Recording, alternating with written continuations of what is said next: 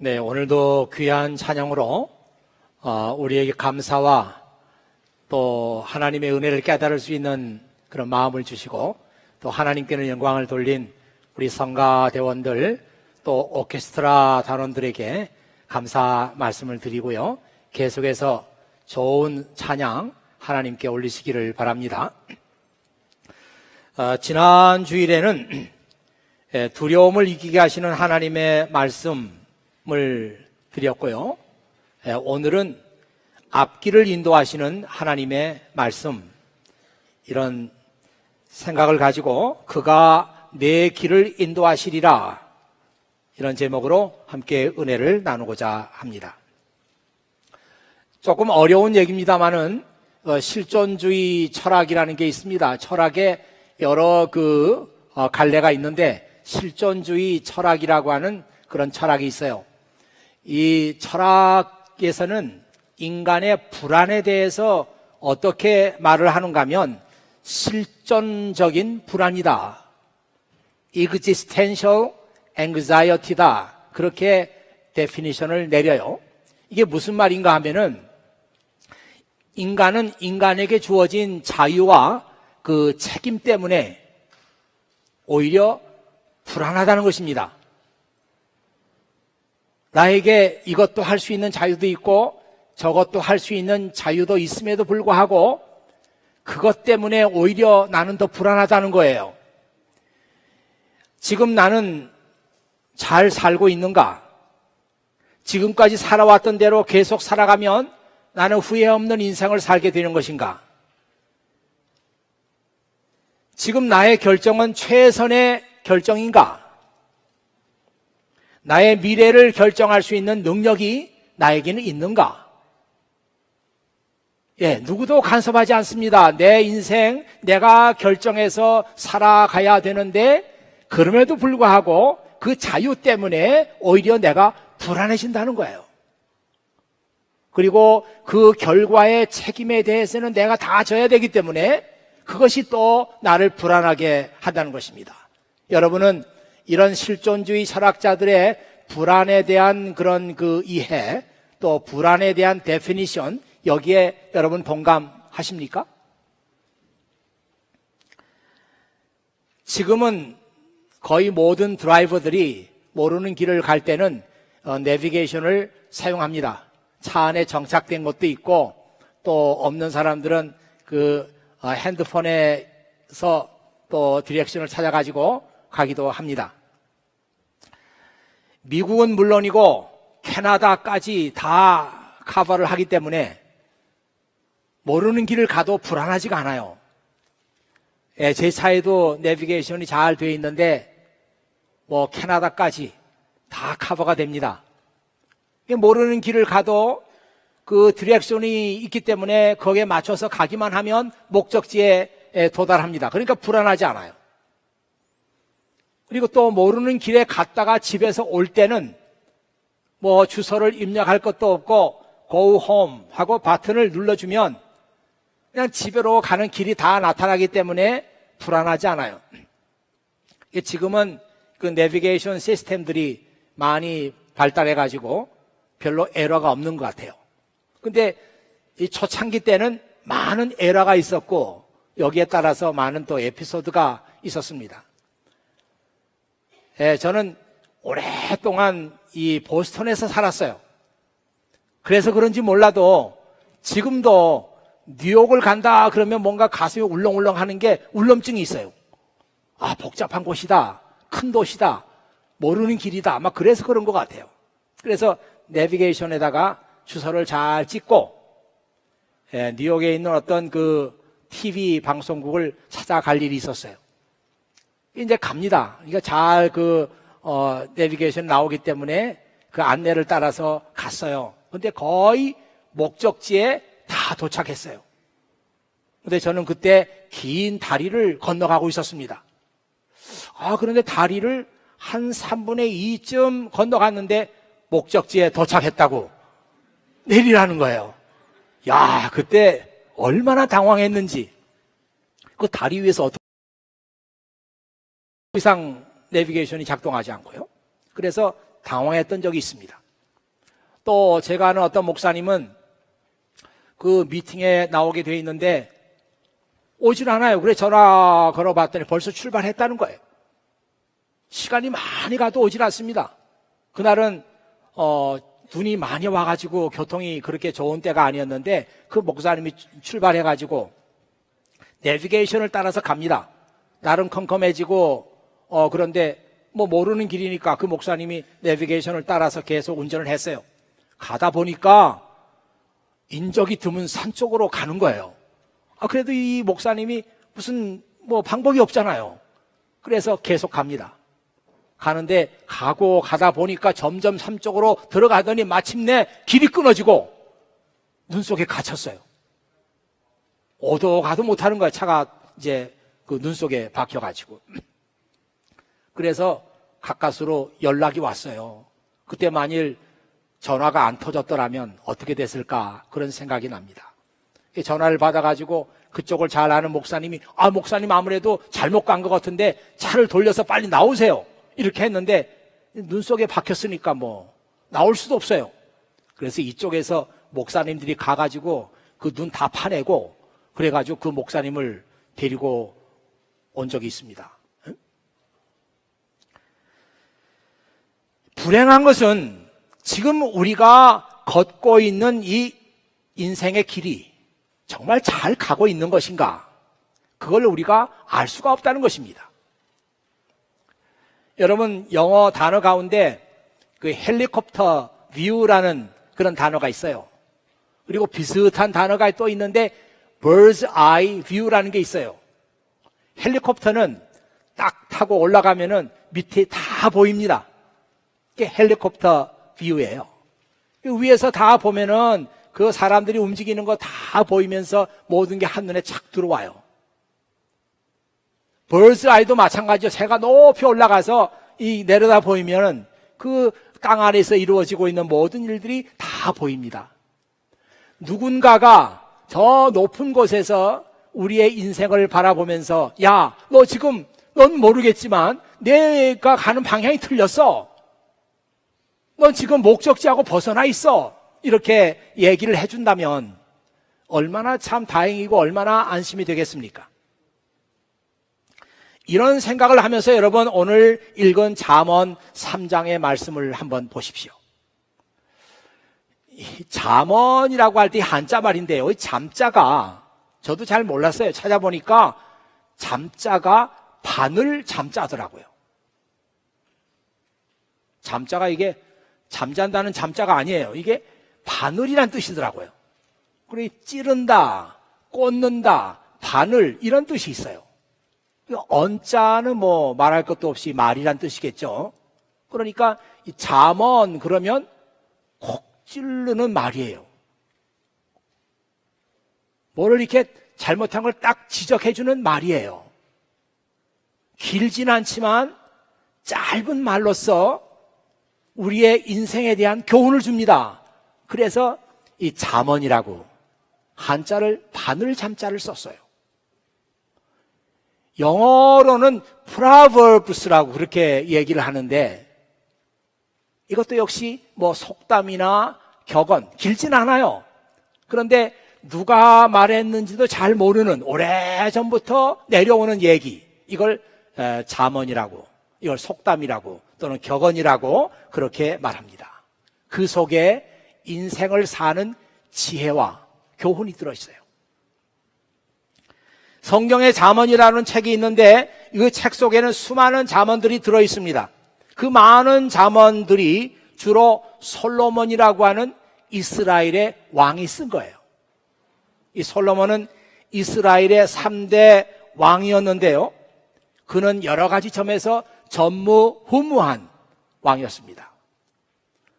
우선 그는 이 지혜가 무궁무진했어요. 여러분 성경 읽다 보면은 열왕기상, 열왕기하 그런 책을 만나게 됩니다. 열왕 그러니까 여러 왕들의 얘기예요. 그 책은 이스라엘의 수많은 왕들에 대한 얘기입니다. 읽어보면은 무슨 왕은 무슨 일을 했고 뭐 어떻게 하다가 어떻게 죽었다 그런 얘기들이 이제 쭉 나오는 거예요. 그 책에서 솔로몬이라고 하는 사람에 대해서 그 역사학자들은, 그 당시 역사학자들은 어떻게 솔로몬의 생애를 기록했을까? 매우 궁금하죠? 열왕기상 4장 29절에서 34절에 보면 이렇게 나와 있습니다. 여러분 이제 화면을 보시면 되겠어요? 하나님께서는 솔로몬에게 큰 지혜와 슬기로운 마음을 주셨습니다. 그리고 바닷가의 모래알처럼 헤아릴 수 없는 넓은 마음을 주셨습니다. 솔로몬의 지혜는 동방의 어떤 사람의 지혜보다 컸으며 이집트의 모든 백성의 지혜를 합한 것보다도 더 컸습니다. 솔로몬은 이 땅의 어느 누구보다도 지혜로워 솔로몬의 명성은 모든 나라에 널리 퍼졌습니다. 솔로몬 왕은 평생 동안 지혜로운 가르침을 3,000가지나 말했으며, 이게 지혜로운 가르침이 이제 잠언이란 뜻입니다. 잠언 3,000개를 말했어요. 1,005편이나 되는 노래를 지었습니다. 그는 레바논의 백향목으로부터 돌담에서 자라는 우슬초에 이르기까지 온갖 식물과 짐승과 새와 기어다니는 것과 물고기에 대해서도 가르칠 수 있었습니다. 모든 민족들이 솔로몬 왕의 지혜를 들으려고 몰려왔습니다. 대단하죠? 그는 모르는 게 없었어요. 박학했습니다. 요즘에 그 박사들이 많은데요, 이 박사들은 진짜 모르더라고요. 박사 그러면 좀 많이 안다는 뜻이 들어있는데, 아니 솔로몬은 박사학위도 없는데도 이렇게 많이 알았는데요, 요즘에 박사들 보면은 통 몰라요. 그냥 자기가 집중적으로 연구하는 그 분야 외에는, 그것만 벗어나면 아무것도 몰라요. 일반인하고 다를 게 없어요. 근데 솔로몬은 진짜 박학했어요. 모르는 게 없었어요. 여기 보니까 뭐라고 그랬습니까? 이런 모든 것에 대해, 이런 것에 대해서 가르칠 수가 있었습니다. 알고 있는 게 아니라 얼마나 그가 박학했는가 하는 것을 알 수 있어요. 이렇게 지혜가 많았을 뿐만 아니라 그가 전무후무한 것은, 그 사람은 자기가 해보고 싶은 것 원 없이 해봤어요. 세상에 그런 사람 몇이나 되겠습니까? 다 하고 싶어도 못하는 거예요. 돈이 없어도 못하고, 시간도 안 되고, 여건도 안 되고, 건강도 안 되고, 다 못해요. 근데 이 사람은 자기가 원하는 것 원 없이 해봤어요. 그래도 별로 여러분들이 부러워하는 그 눈빛이 없네요. 그 사람하고 나하고 무슨 상관이 있어, 그런 뜻 같은데요. 너무 그러지 마세요.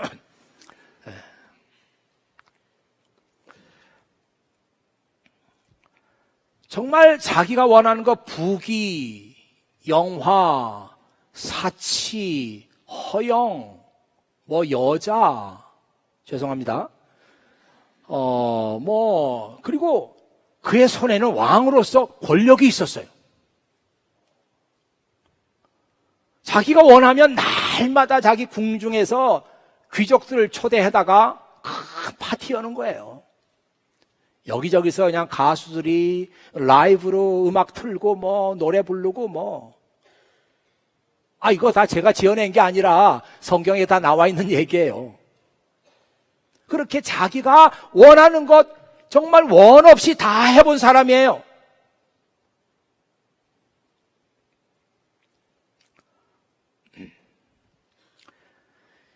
이런 그 솔로몬이 나이가 점점 들어가면서 정말 인생에 대한 bird's view 아이를 갖게 됩니다. 새 눈을 갖게 돼. 자기 인생을 멀리서 이렇게 쭉 관조해 보면서, 내가 왜 그랬지? 후회스럽기도 하고, 그때 그렇게 하면 안 되는 건데 후회도 되고. 그래서 그의 인생에 대한 고백록을 남겼는데 그 책이 전도서입니다.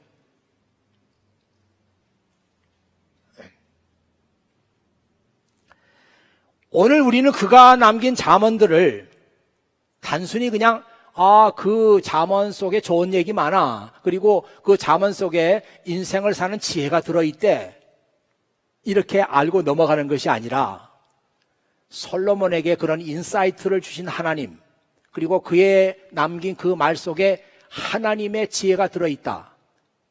그렇게 우리는 인정하고 그의 잠언들을 성경에다 포함시키고, 우리는 그 잠언 말씀을 읽으면서 이것은 솔로몬의 얘기긴 하지만 솔로몬의 입을 빌려서 우리에게 말씀하시는 하나님의 말씀이다. 우리는 잠언 말씀을 그렇게 믿고 있습니다. 오늘 우리는 이 잠언 3장의 말씀, 너무 유명한 말씀인데요, 사실 이 말씀 속에서 적어도 우리가 주목해서 봐야 될 세 가지 중요한 점이 있다, 이렇게 생각하고 그걸 여러분과 함께 나누고자 합니다. 자, 먼저는 이 솔로몬이 인생의 성공과 실패를 얘기하면서 어떤 관점을 가지고 얘기하느냐면, 이 사람이 하나님의 말씀을 귀하게 여기느냐 여기지 않느냐, 그런 관점을 가지고 인생의 성공과 실패를 논하는 거예요. 아주 독특하죠? 그렇지만 우리 크리스찬들은 이런 얘기를 들어도 별로 놀라지 않아요. 왜냐하면 잠언만 그런 게 아니에요. 성경이 처음부터 마지막까지 일관되게 얘기하는 것은 너의 인생의 성공과 실패는 다른 데 달려있는 게 아니라 내가 하나님의 말씀을 어떻게 생각하느냐, 그리고 그 말씀을 어떻게 내가 취급하느냐, 여기에 따라서 성공적인 인생이 되기도 하고 실패한 인생이 되기도 한다. 성경 전체를 통해서 우리에게 그 얘기를 하고 있습니다. 여러분, 오늘 3장 1절에서 2절 말씀 보세요. 내 가르침을 잊지 말고 내 명령들을 내 마음에 소중히 간직하여라. 그렇게 하면 너는 오래 살고 성공하게 될 것이다. 여러분, 이 거의 똑같은 말씀이 요한복음 15장 7절에서 예수님께서 하신 말씀 이렇게 나오죠. 너희가 내 안에 있고 내 말이 너희 안에 있으면 무엇이든지 원하는 대로 구하여라. 그리하면 너희에게 이루어질 것이다. 잠언에서 했던 얘기가 예수님의 입을 통해서 또 다른 서신서의 말씀을 통해서 처음부터 마지막까지 인생의 성공은 뭐냐? 하나님 말씀을 귀하게 알고 그 말씀을 마음에 간직하고 그 말씀을 실천하면서 사는 사람, 이것은 인생의 성공이다. 그렇게 데피니션을 내리고 있는 거예요.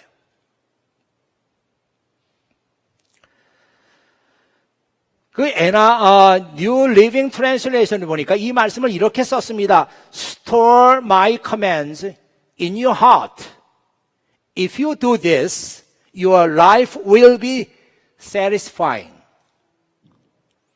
그러니까 내 commands니까 내 말, 내 계명, 내 말을 내 마음속에다가 스토어를 해라. 스토어라는 게 아주 잘 보관하는 거죠. 잘 간직하는 거죠. 그러면 내 라이프는 satisfying, 만족하게 되는 거예요. 이게 하나님 말씀하고 딱 직결되어 있잖아요.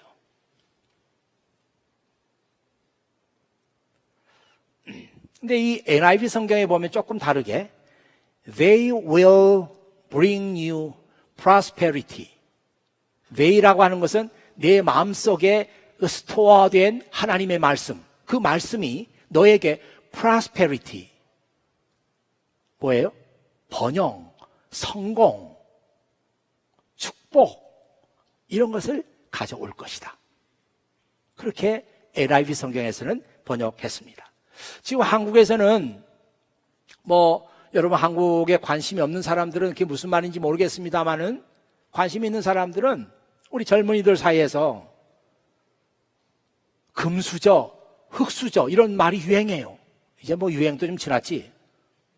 빨리 지나니까 요즘에 유행이 말이죠. 금수저는 뭔가 하면 이 사람은 날 때부터 좋은 부모 만났어요. 좋은 부모라는 게 별게 아니에요. 돈 많은 부모 만난 거예요. 그래가지고 좋은 교육 받고 성장했어요. 그러니까 잘 나갈 수밖에 없어요. 그렇게 사는 사람을 금수저 물었다 그래요, 입에다가.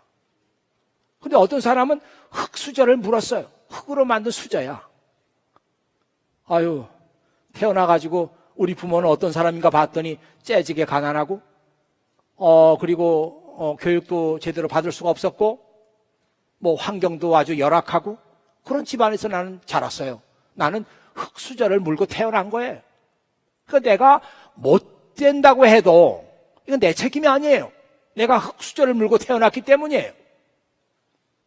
저 사람이 잘 됐다고 해도 별거 아니에요. 그 사람이 금수저 몰고 태어났기 때문이에요. 아주 인생을 뭐라 그래 이런 걸 보고 인생을 좀 비관적으로 인생을 자조적인 그런 관점에서 보는 게 이 젊은이들 사이에서 그냥 이렇게 만연돼 있어요. 우리 예수 믿는 사람은 금수저니 흙수저니 이런 얘기 안 합니다. 여러분 사이에 딱 그 이 말 듣고 있다가 내가 흙수저 물었구나. 아이고 내가 흙수저 물은 사람이네. 제가 보기에 여러분들은 다 금수저 물었습니다. 금수저 물었다는 말도 제가 취소하겠어요. 우리는 그런 얘기 할 필요 없어요. 인생의 성공과 실패는 금수저, 흙수저로 결정되는 게 아니라 여러분이 하나님의 말씀을 어떻게 생각하고 어떻게 그 말씀을 지켜나가느냐 여기에 따라서 성공적인 인생이 되기도 하고 실패한 인생이 되기도 한다. 이것이 성경 처음부터 마지막까지 일관되게 우리에게 말씀하는 거예요. 참 그렇게 보면 하나님은 공평하세요. 하나님 말씀을 누구에게나 다 던져주고 그 말씀을 내가 어떻게 취급하느냐 여기에 따라서 우리의 인생이 달라지는 겁니다. 호텔에 가면 성경책이 비치되어 있어요. 아시죠? 비치되어 있어요. 그거 가져가면 돼요, 안 돼요? 일부에서 물어보니까 목사님 가져가면 안 됩니다. 그런데 가져가도 돼요. 그거는 가져가라고 놓은 거예요. 그래서 방 청소하면서 성경 없어지면 또 갖다 놓습니다. 가져가라는 거예요. 예수 안 믿는 사람도 가져갈 수 있어요. 예수 믿는 사람도 가져갈 수 있어요. 마음이 너무 울적해요. 성경 보라는 거예요. 어떤 아주 극적인 그런 생각을 하다가도 성경 보고 나서 마음이 바뀌어지라는 거예요. 그래서 성경 말씀에 붙잡힌 사람이 되고 그래서 내 인생이 다시 새로워지고 내 인생이 성공적인 인생으로 변할 수 있다는 것입니다. 얼마나 공평해요. 지금 성경 말씀이 없어가지고 나는 제 성경이 너무 보고 싶어. 근데 성경을 구할 수가 없어. 난 돈이 없거든. 이런 사람 누가 있습니까? 그런 사람은 호텔에 가서 가져오세요. 둘째로 너는 성실과 사랑을 절대 버리지 말고 그것을 내 목에 걸고 내 마음판에 새기라. 그리하면 내가 하나님과 사람 앞에서 은총과 칭찬을 받을 것이다. 저는 이 말씀 읽으면서 전에 한 번도 생각해 보지 못했던 생각을 했습니다. 웬일인지 이 말씀을 읽고 있으니까 누가복음 2장 52절 말씀이 생각나는 거예요. 누가복음 2장 52절 그건 예수님의 어렸을 때 그 모습을 기록한 글입니다. 거기에 뭐라고 나와 있는가 하면 예수님은 키도 잘하고 지혜도 잘하고 그래서 하나님과 사람 앞에서 귀중히 여김을 받았다. 그런 말씀 나와요. 예수님께서 어렸을 때 자라고 성장할 때 사람들에게 칭찬받고 하나님께도 칭찬받는 모습으로 자라났다 그랬는데 오늘 이 잠언 말씀 보니까 거의 같은 말씀이에요. 내가 성실과 사랑을 절대 버리지 않고 내 마음판에 잘 새기고 그리고 목에 걸고 다니면 너는 하나님과 사람에게 은총과 칭찬을 받을 것이다. 그 예수님의 어렸을 때 성장했던 모습하고 얼마나 같습니까? 간단해요.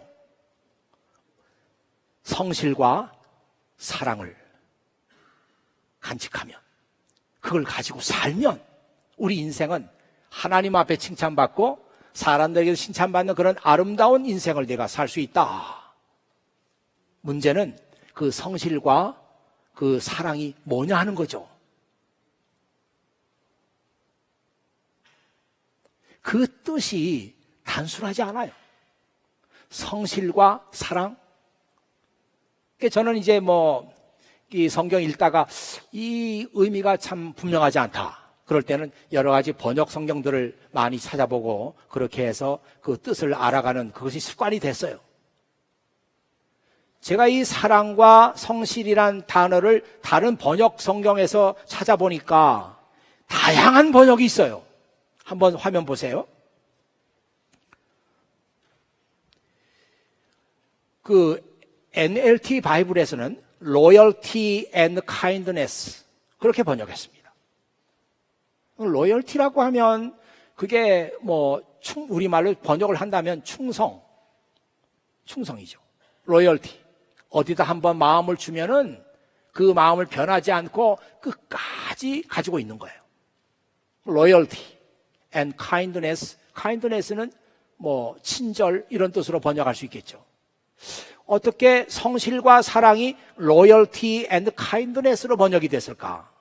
또 NIV 성경에서는 자기 원하는 데 다 하는 거예요. 쓸데없이 그냥 궁궐을 크게 짓고 쓸데없이 건축공사를 벌리고 쓸데없이 토목공사를 벌리고 그러다 보니까 백성들이 그냥 세금을 많이 걷어야 되니까 아우성이에요. 똑똑한 그 솔로몬이 자기 꾀 믿고 자기 지식 믿고 자기 지혜를 믿고 정치를 했는데 결과는 백성들이 살기가 힘들어졌어요. 시행착오를 할 수밖에 없었어요. 아마 이 잠언 썼을 때 솔로몬은 그랬을 거예요. 야, 내가 왜 그때 그 무모한 토목공사를 왜 시작했지? 사람들은 그냥 살기 어려워가지고 죽겠다고 하는데 왜 그걸 내가 중단하지 않았지? 신하들이 그렇게 말할 때 왜 중단하지 않았지? 그것도 이해가 됩니다. 네?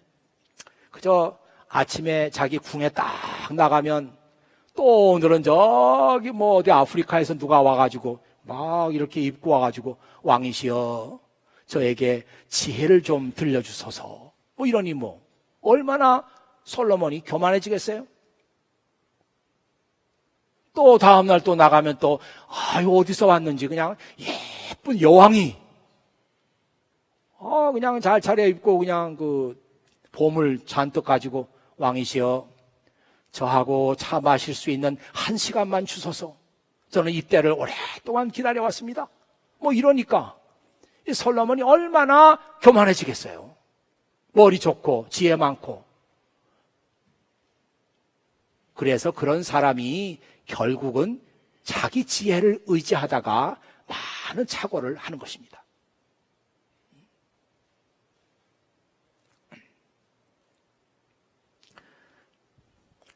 여러분, 솔로몬이 했던 그 잠언에 나오는 다른 잠언 하나 여러분에게 소개하겠습니다. 잠언 16장 33절에 있는 말씀인데요. 사람이 제비는 뽑지만 그 결정은 여호와께서 하신다. 여러분, 이 말씀이 무슨 뜻인지 잘 아십니까? 사람이 제비는 뽑지만 그 결정은 하나님께서 하신다. 여러분, 이제 여기 종이다가 뭘 썼어요? 제비를 뽑는다 그러잖아요. 제비를 뽑는데 뽑는 건 누가 뽑아요? 내가 뽑아요. 뽑았어. 그 안에 무엇이 적혀 있는가 하는 것은 내가 결정하는 게 아니야. 그렇죠? 뽑기는 내가 뽑는데 그 안에 들어있는 게 뭘까? 그걸 결정하시는 분은 하나님이시다. 그 얘기예요. 저는 이 잠언 읽으면서 마음속에 너무 감동이 됐어요. 야, 그렇구나. 내가 할 수 있는 것은 뽑는 것밖에 못해. 그 외의 것은 내가 할 일이 아니에요. 그 안에 뭐가 있을까? 하는 것은 하나님께서 결정합니다. 이 말이 또 번역 성경에 보면 이렇게 나와 있어요. We may throw the dice. We may throw the dice. 다이스를 던질 수 있어요. 주사위죠. 던져. 주사위를 던지는 건 누구예요? 내가 던지는 거예요. 그런데 이게 던지면 툭 튀면서 떼굴떼굴 굴러요. 몇 바퀴를 굴을지 나도 몰라. 몇 바퀴 굴다가 탁 서면 거기에 몇 개가 나올지 내가 결정하는 게 아니에요. 그건 하나님께서 결정하는 거예요. We may throw the dice, but the Lord determines how they fall. 어떻게 그 주사위가 땅바닥에 떨어가지고 몇 바퀴를 굴르면서 딱 서게 되는지 이것은 하나님께서 결정하는 거예요.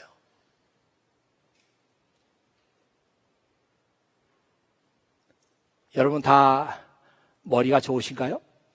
머리가 좋으면 제가 지금 무슨 얘기를 하려고 하는지 알 거예요. 예.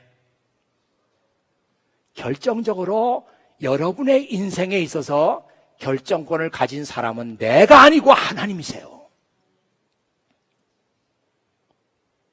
내가 할 수 있는 것은 제비 뽑는 일이에요. 던지는 건 내가 해요. 몇 번이 나올까? 그 제비 안에 무슨 내용이 있을까? 이걸 결정하는 분은 하나님이십니다.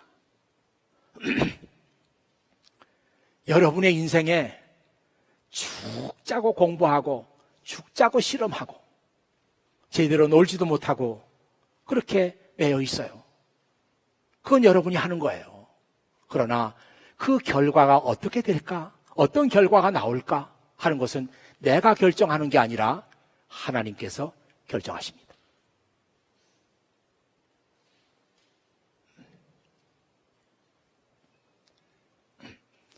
여러분 요즘에 자꾸 성경을 읽을 때마다 눈에 들어오는 그 말씀이 있는데 어저께도 그 말씀을 청년들과 같이 나눴습니다. 이스라엘 백성들이 광야에서 40년을 살았는데 그 광야 생활을 하면서 이스라엘 백성들은 낮에는 구름 기둥을 따라갔고 밤에는 불 기둥을 따라갔어요. 여러분 이 말씀이 성경에 기록되어 있는 그 의미를 아십니까?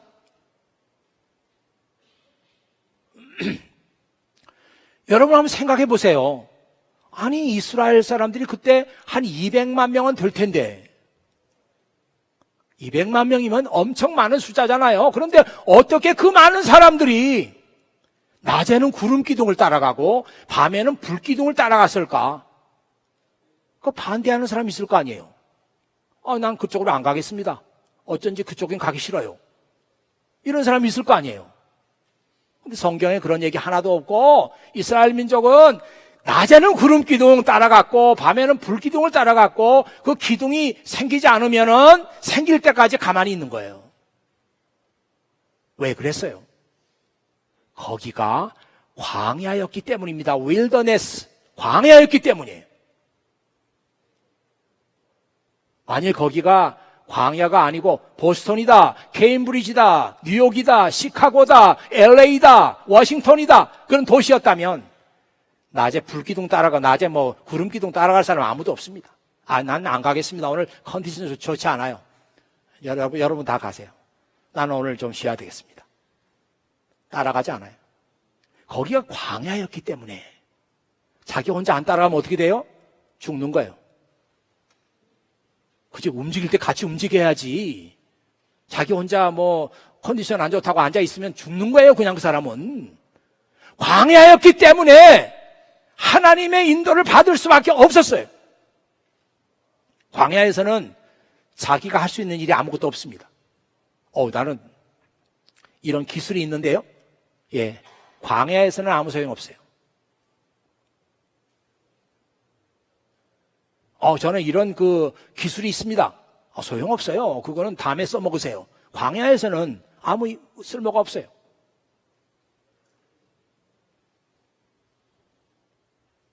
광야에서는 내일 어떻게 될지 몰라요. 예측할 수 없어요. 광야예요. 그 광야에서 이스라엘 민족은 군말 없이 하나님의 인도를 따랐습니다. 저는 지금이 바로 21세기 광야라고 생각해요. 물론 경제적으로도 굉장히 어려움이 지금 몇 년째입니까? 한번 어렵다 하던 경제가 좋아지지 않고 계속 나빠진 게 몇 년이에요.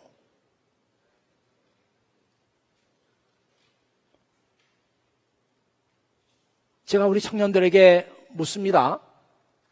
여러분 열심히 공부하고 수고 많이 하는데 학위 받았다고 칩시다. 뭐 달라집니까? 앞이 보여요. 뭐 그거 받았다고 그래서 내 인생이 이렇게 되겠구나 뭐 보이는 게 있습니까? 아무것도 보이지 않아요. 그래서 젊은이들의 그 마음속에 언제부턴가 패배감이 자리 잡고 있어요. 난 아무것도 할 수 없다. 이스라엘 백성들이 광야에서 아무것도 할 수 없다고 생각했을 때 그들은 하나님을 붙잡았어요. 지금 여러분들은 광야를 걸어가고 있습니다. 이건 하나님의 축복이에요.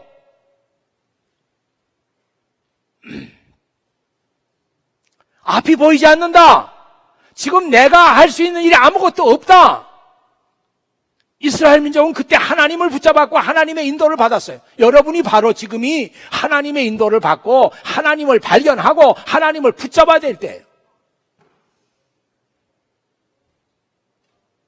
그렇지 않습니까? 저 혼자만 지금 열을 내고 있는 거예요? 아니면 여러분도 지금 동감하고 있습니까?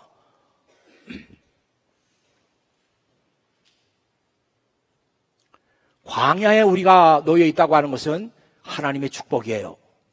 여러분이 만일 광야에 있지 않고 안락한 자리에 있다고 한다든지 이미 높은 포지션에 앉아 있다든지 그렇게 하면 여러분들은 하나님의 인도 필요 없다고 생각할 거예요. 그러나 광야에 여러분들 놓여 있습니다. 지금 앞이 보이지 않습니다. 여러분이 할 수 있는 게 뭔지 분명하지 않습니다. 자신에 대해서 실망합니다. 그때 우리가 할 수 있는 것은 구름 기둥밖에 없어요. 불 기둥을 따라가는 길밖에 없어요.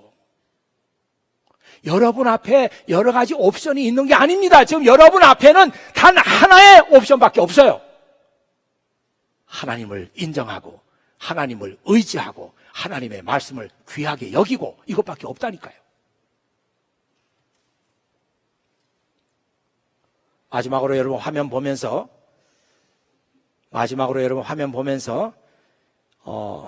너는 범사의 그를 인정하라. 그리하면 그가 내 길을 지도하시리라. 참 귀한 말씀입니다. 여러분들이 어디 가서 이런 말씀을 듣겠어요? 그래도 교회에 오니까 이런 말씀이 우리에게 들려지는 겁니다.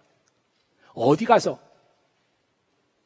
우리 화면 보면서 우리 같은 목소리로 하나님께서 이 말씀으로 나를 인도하시는구나 이렇게 생각하면서 즐거운 마음으로 열린 마음으로 하나님 정말 제 인생을 그렇게 지도해 주세요.